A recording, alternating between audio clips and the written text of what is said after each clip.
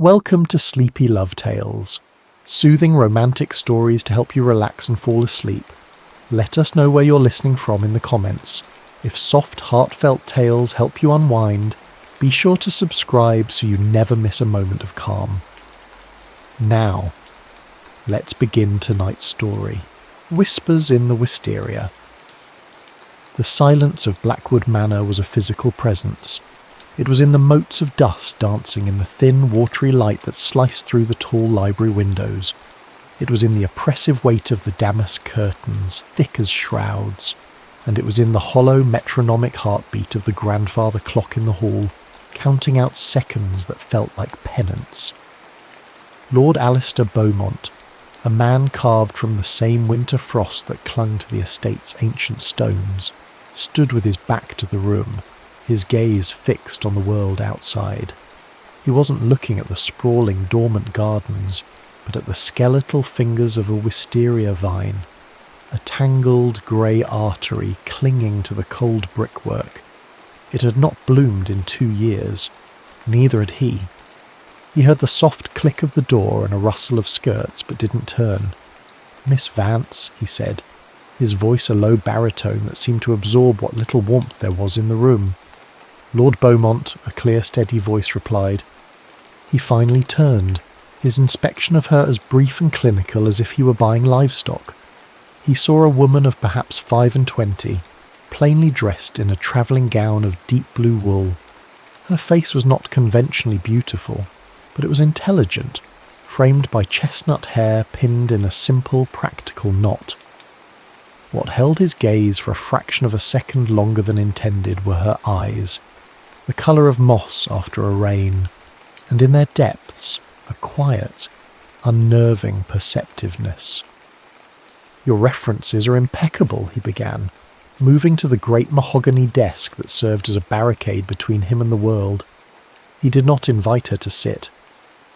"Your tutelage under Professor Albright at Cambridge is noted. Your fluency in French and Latin is sufficient." Each word was a carefully placed stone building a wall. He needed competence.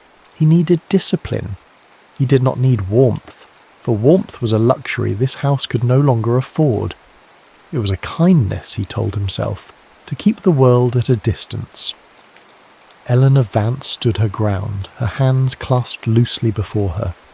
She absorbed his coldness not as an affront, but as a symptom. She'd seen grief before, but this was different. This was a structured, architectural grief, a fortress built stone by painstaking stone. She noted the fine layer of dust on the spines of the leather-bound books, the faint scent of wood smoke and old paper mingling with something colder, something like neglect.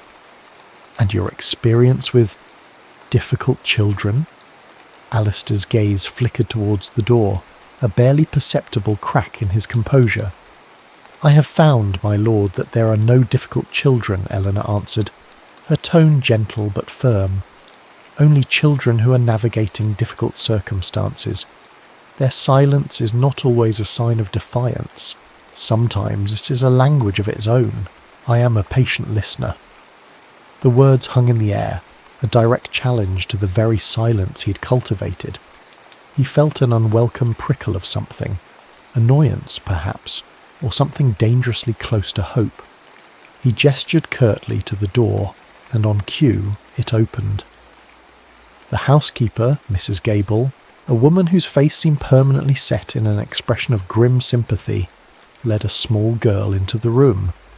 This was Rosamond, 7 years old, with her father's dark hair and a face as pale and delicate as porcelain. In her hand she clutched a worn silver locket, her thumb stroking its smooth surface in a continuous, anxious rhythm. Her eyes, wide and dark, were fixed on the floor. She did not look at her father, and she did not look at the stranger. "Rosamond," Alistair said, his voice straining for a softness that was no longer natural to it. "This is Miss Vance. She has come to be your governess." Silence. The clock in the hall seemed to grow louder. Eleanor took a step forward and then knelt, bringing herself to the child's level. It was a simple gesture, but in the rigid formality of the house, it felt radical. "It is a pleasure to meet you, Rosamond," she said softly, her voice pitched for the girl alone. She didn't try to touch her. She didn't ask for a response. She simply waited. Rosamond's fingers tightened on the locket. Her gaze remained on the intricate pattern of the Persian rug. Alistair felt a muscle jump in his jaw. This was the moment all the other candidates had failed. They had pushed, they had cooed, they had produced sweets from their pockets, their brightly feigned cheerfulness and obscenity in the face of the child's mute sorrow. Eleanor simply rose, her moss-green eyes meeting Alistair's over the top of his daughter's head. "The wisteria on the outer wall is magnificent," she said, her voice returning to a conversational tone. "It must be a breathtaking sight in the spring." Alistair was caught off guard. He glanced at the window, at the tangled, lifeless vine. "It hasn't bloomed," he said, the admission costing him more than he would ever let on. "Perhaps it's only sleeping," Eleanor replied. "Some things just need a little patience, a little encouragement to remember the sun." He looked from her steady, unassuming face to the small, unmoving form of his daughter, and for the first time in 2 years, the silence of Blackwood Manor felt not like a comfort, but like a cage. He looked at this woman, this stranger who spoke of sun and sleeping things, and felt the first, terrifying tremor of a lock beginning to turn. "The position is yours, Miss Vance," he said, the words clipped. "Your duties begin on the morrow. Mrs. Gable will show you to your rooms." He turned back to the window, a dismissal. He could not afford to watch her go. He could not afford to see the hope in her eyes, because it would only illuminate the darkness in his own. The first few weeks passed in a succession of grey, damp days that bled one into the next. Eleanor moved through the sombre halls of Blackwood Manor like a quiet tide, a gentle, persistent force against the immovable rock of its grief. She established a routine in the schoolroom, a pocket of the house that had been shuttered and silent for 2 years.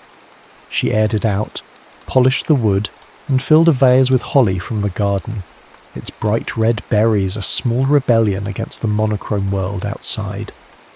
Rosamond remained a ghost, a silent shadow at her side. She would perform her lessons, mathematics, penmanship, geography, with a mechanical precision that was more heartbreaking than any tantrum. She still clutched the silver locket, her shield against the world. Yet, Eleanor persisted. She did not push for speech. Instead, she introduced a new language. She began to leave small, delicate watercolours on Rosamond's pillow each night. A robin with its impossibly bright breast, a shy snowdrop pushing through the frozen earth, a silvery moon. They were questions asked without words. One morning, Eleanor entered the schoolroom to find a single, slightly crushed primrose lying on her blotter. Its pale yellow face was a sun in miniature. Her heart gave a flutter, a hopeful, painful thing. She pressed the flower between the pages of her favourite book of poetry. That afternoon, while reading aloud, she noticed Rosamond watching her, her dark eyes lingering on the book, a silent acknowledgement. The true turning point came in the forgotten greenhouse at the edge of the kitchen garden. It was a skeletal structure of glass and rusted iron, its panes clouded with grime. Inside, a few gnarled, neglected rose bushes fought for life, their thorny branches like twisted claws. Eleanor saw a challenge. Armed with shears and a trowel, she set to work, clearing away the dead wood, turning the soil. She felt a presence, and looked up to see Rosamond standing in the doorway, a small, still figure half hidden by the frame. She didn't speak, but she watched. Every day she watched. Alistair too found himself watching. He took to walking down the west wing corridor, a route he had long avoided just to pass the schoolroom. He would pause, hidden from sight, and listen. He heard the faint sound of Eleanor's voice, a soft melodic hum as she read from the Water Babies or recited French verbs. It was a sound of life, of normalcy, that was so alien it felt like a dream. He told himself it was for Rosamond's sake, but a deeper, more honest part of him knew he was starving, and her voice was a kind of nourishment. One rainy afternoon, with the sound of a steady drumbeat on the greenhouse glass, he finally breached the unspoken boundary.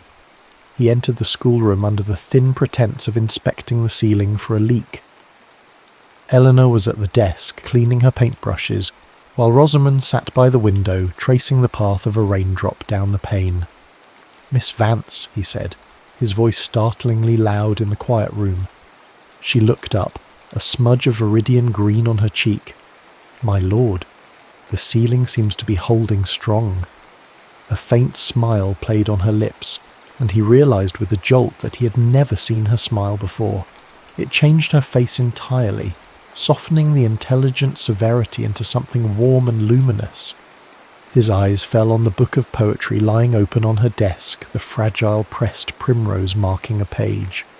He recognised the binding. "Keats," he said, his voice softening involuntarily.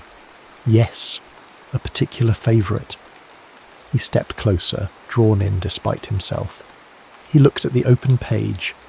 "My late wife. She loved that passage." The words came out before he could stop them, a crack in the dam. "She used to say it was like finding a piece of sunshine in the dark. She would have liked your paintings." It was the first time he had mentioned his wife by name in Eleanor's presence. It was a shard of his past offered up sharp and glittering. Eleanor's gaze was full of an empathy so profound it asked for nothing in return. "I'm sure she was a woman of exceptional taste," she said softly. He looked at her, truly looked at her, not as an employee, but as a woman with a smudge of paint on her cheek and an ocean of understanding in her eyes. The air in the room shifted, the rain on the glass, the earthy smell of damp soil drifting from her work in the greenhouse, the quiet presence of his daughter. It all coalesced into a moment of startling clarity. He was not just an employer, and she was not just a governess. They were a man and a woman, standing together in a quiet room while the world outside began to thaw. Outside the window, unnoticed by either of them, the first timid green buds were beginning to push their way through the gnarled grey bark of the wisteria vine. Spring arrived not with a sudden burst, but as a slow, lyrical unfurling. It was in the shy blush of cherry blossoms along the drive, the insistent green of the lawns, and most of all, in the rose garden. Under Eleanor's patient hand, the space was transformed. What had been a tangle of thorns and sorrow was now a sanctuary of velvet petals and heady perfume. Roses the colour of cream, of sunset, of deep, bleeding crimson, climbed the old stone walls. It became Eleanor and Rosamond's haven, and in the safety of that garden surrounded by the scent of life, Rosamond began to speak. Not in sentences, but in whispers, single words offered up like precious gifts. Bird, blue, more. One afternoon, as Eleanor pruned a particularly beautiful blush-pink rose, Rosamond reached out a small hand and touched the petal. "Pretty," she whispered, and the word was a miracle. Alistair watched them from his library window.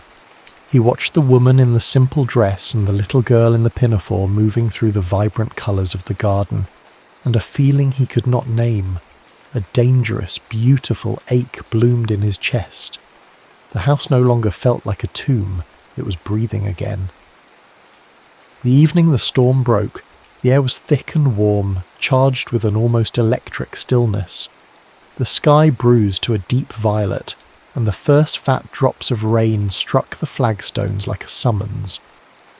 Eleanor was hurrying Rosamond inside from the garden when the wind rose to a howl, slamming a shutter against the house with a deafening crack.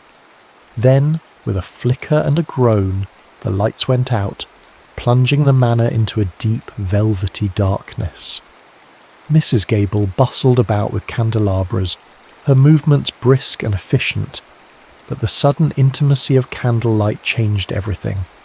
The grand, cavernous rooms became small, secret spaces. their corners filled with dancing shadows. After Rosamond was settled in bed, a lit candle by her side chasing away the worst of the darkness, Eleanor made her way downstairs.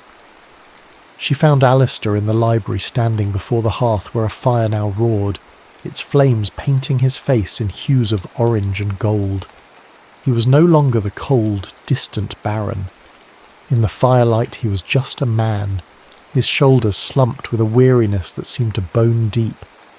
"The storm is quite fierce," Eleanor said, her voice a little breathless. "It is," he agreed, his gaze fixed on the flames. "Please, sit." She took a seat in the worn leather armchair opposite his. The storm raged outside, a wild symphony of wind and rain, but inside by the fire a profound quiet settled. And in that quiet they began to talk.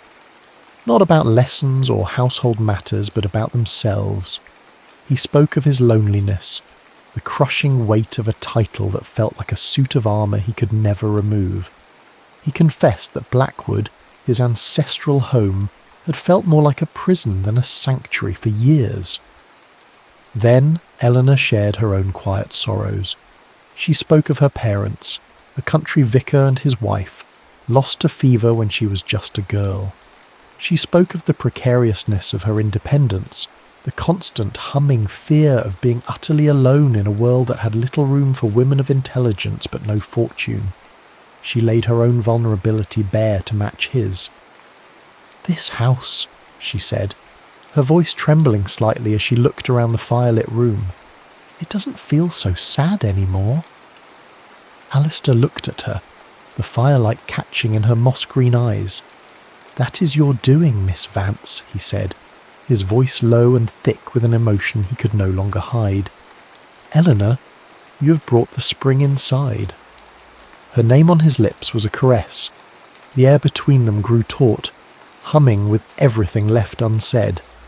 The storm outside, the crackling fire, the scent of rain-soaked roses and wisteria, drifting through a slightly open window, it all faded into the background. There was only the space between them, a space that felt both immense and impossibly small. Later he walked her to the base of the grand staircase, the single candle he carried throwing their shadows, long and distorted, against the wall. The house was silent save for the drumming of the rain. He should have said good night. He should have turned and walked away. He did not. He stopped her, his hand gently closing around her arm. The touch was electric, a spark in the darkness that shot through her entire being. She looked up at him, her breath catching in her throat. His face was a mask of conflict, of longing and torment. He was the lord of the manor and she, the governess. The chasm between them was a thing of stone and centuries. But in that moment, it was nothing. He leaned in, his gaze dropping to her lips. She could feel the warmth of his breath, smell the faint scent of wood smoke on his clothes. Her eyes fluttered shut. It was happening. It was impossible, and it was happening. But then, with a shuddering breath, he pulled back. His hand dropped from her arm as if burned. The torment in his eyes was agonizing. "Forgive me," he whispered, his voice hoarse. I cannot." He turned and strode away, leaving her alone in the flickering darkness at the foot of the stairs, her heart hammering a silent, frantic rhythm against her ribs. The taste of a kiss she had not received burned on her lips, and the heartbeat-like silence he left behind was more devastating than the raging storm outside. High summer descended upon the countryside, heavy and gold. The wisteria at Blackwood was a marvel, a cascading waterfall of lavender blooms that scented the air with a perfume so sweet it was almost intoxicating. Alistair felt as if he'd been living in a black-and-white world, and Eleanor had, with painstaking care, coloured it in. He was lighter. He laughed, a sound so rusty and unfamiliar it startled the house staff. He spent afternoons in the garden, not watching from the window, but sitting with Eleanor and Rosamond, listening as his daughter now strung words together into shy, hopeful sentences. Feeling more alive than he had in years, he made a decision. It was bold, perhaps reckless, but it felt right. He would take them, both of them, to the annual summer fete at the neighbouring estate of Lord and Lady Ashworth. It was more than an outing, it was a statement. Eleanor was hesitant, a knot of anxiety tightening in her stomach, but seeing the quiet hope in Alistair's eyes and the sheer, unadulterated excitement in Rosamond's, she could not refuse. She wore a simple dress of pale green muslin, a loan from Mrs. Gable's long-disused trousseau, and with her hair done up with a few sprigs of baby's breath from the garden, she was not just the governess. She was radiant. For a few golden hours the world was perfect. Rosamond, holding tightly to both their hands, marvelled at the puppet show and begged for spun sugar. Alistair, for his part, moved through the throng of local gentry with a newfound ease, his eyes rarely leaving Eleanor. He saw her not against the sombre backdrop of Blackwood, but here, under the sun, and she was even more captivating. When the musician struck up a waltz, he turned to her, his expression stripped of all pretence. "Dance with me, Eleanor." It wasn't a question, it was a plea. She placed her hand in his and he led her to the grassy dance floor. As he swept her into the turn, the world fell away. There were no titles, no rules, no whispers. There was only the music, the warmth of his hand on her back, and the magnetic pull of his gaze. They were simply a man and a woman, lost in a moment of pure, unadulterated joy. They had forgotten where they were, but the world had not forgotten them. Lady Danbury, a woman whose smile was as sharp and thin as a shard of glass, had been watching. Her eyes, like a hawk's, had missed nothing. The lingering glances, the shared smiles, the easy intimacy. As the waltz ended and Alistair led a flushed and smiling Eleanor from the dance floor, Lady Danbury positioned herself in their path. "Such a remarkable recovery, Alistair," she said, her voice venomously sweet, yet pitched just loud enough for those nearby to hear. "Your dear Rosamond seems quite taken with her tutor." She let the word hang in the air, heavy with insinuation. One must be so careful about forming attachments in the home. They can be so inappropriate. The word struck Eleanor like a physical blow. The colour drained from her face. Suddenly the sun felt oppressive, the polite laughter and clinking glasses a deafening cacophony. She saw the other faces, the curious glances, the barely concealed smirks, the cold judgment. They were not seeing a man finding happiness. They were seeing a baron toying with his servant. A scandal in the making. Humiliation, cold and sharp, washed over her. She was a fool. She'd allowed herself to forget her place.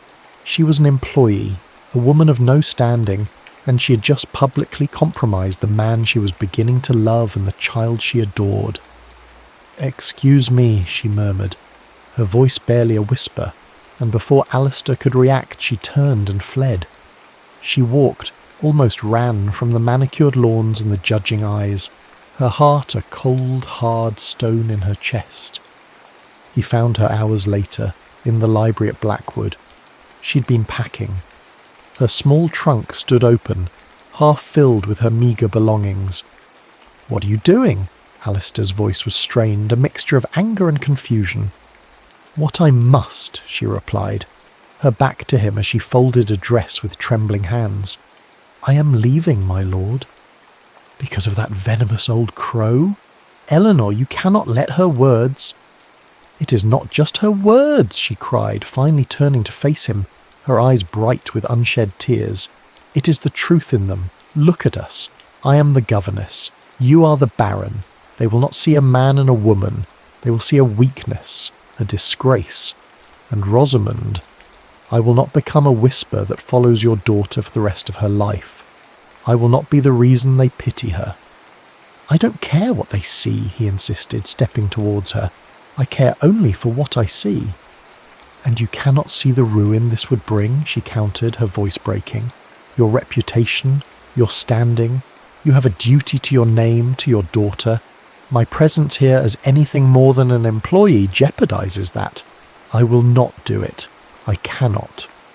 She was sacrificing her heart for their honour, and the nobility of it was a knife in his chest.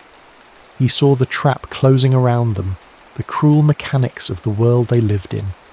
The beautiful, blooming wisteria on the wall outside no longer seemed a symbol of a life, but a heavy, suffocating weight, its beauty masking the way it slowly, inexorably choked the stone it clung to.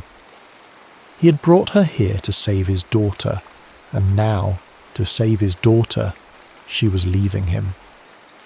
A week passed, a week of crushing, unbearable silence. The life Eleanor had breathed into Blackwood Manor seeped away, leaving behind the familiar hollow echo of grief. The doors to the schoolroom were closed. The rose garden, though still in bloom, seemed to hold its breath, its colours muted.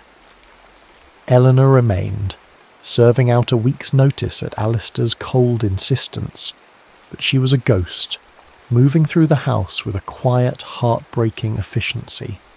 Each day was a slow, methodical erasure of her presence. The morning of her departure arrived with the first true bite of autumn in the air. The sky was a high, brilliant blue, and the leaves on the trees were just beginning to surrender to shades of gold and amber. Eleanor's packed trunk stood in the great hall by the door. The carriage was due any moment. Rosamond had retreated completely, the light in her eyes extinguished. She had not spoken a full sentence since the day of the fête, her small hand once again a permanent fixture on the silver locket she wore around her neck. Alistair found her in the library. She was not reading, simply standing by the window, looking out at the gardens. The warm golden light of the new season streamed in, illuminating the fine dust in the air. He felt a familiar despair creep back into his soul. He had failed. He had allowed the fear of whispers to shatter the most precious thing he had found. "Rosamond," he said softly. She turned to him, her small face etched with a sorrow far too deep for her years. Slowly she lifted the silver locket and with trembling fingers opened the clasp.